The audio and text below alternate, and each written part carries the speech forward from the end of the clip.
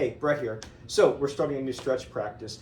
Here are some things you can do to sort of help you along the way. You can do it throughout the day, and some things you can do while you're watching TV or maybe at a desk. So I'm at a table, like a dining room table chair, and this is a little hard to work on, but one thing you can do is work on half pigeon. So you put one foot on the knee. This would probably be really high up. When I started doing this, my leg was up here, and then slowly over time we went lower and lower and lower and lower and lower. And so, but this took 6 months, 8 months, I don't know. And there are other things that I do that help with this. That's asymmetrical, so both sides. And again, if you need a big pillow or something, support it. Eventually, and I do this normally, I wouldn't do this at work, but you can try this. But if you have a chair with no arms, better a recliner, you can do double pigeon. So what I'm going to do is I'm going to take this foot, and I'm going to make it so that my leg, my shin, is parallel with the front of the chair. That's going to give me a triangle. I have space right here. Then I'm going to take my other foot. Now, you might need to put a block here to start with. Totally fine. That's where I was when I started. Then you take the other foot, put it on top, and there you go. I'm getting a lot of stretch right here. And you can just do this.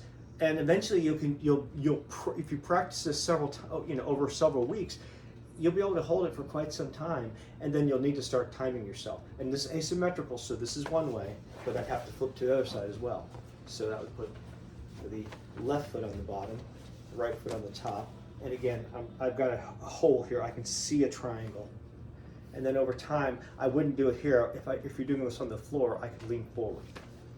So those are two things that you can do that are going to really help your hips and open things up. And don't be discouraged. Again, I started at maybe like about here on one side, on my left side. So it gets better pretty quickly.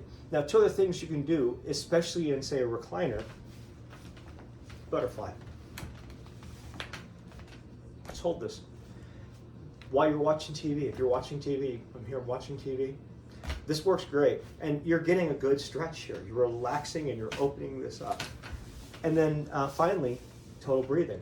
You just breathe into your belly, just belly breathing. Try to do 5 breaths a minute or less. So 6 seconds in, 6 seconds out, and really expand your belly. And then expand your back, and then finally expand your chest.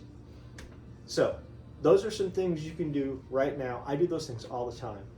And one of the things I do when I'm specifically practicing belly breath is I'll put my hand on my belly, and that becomes a physical cue that I'm calming down, and you can then use that later on to evoke the same kind of response neurologically. Enjoy.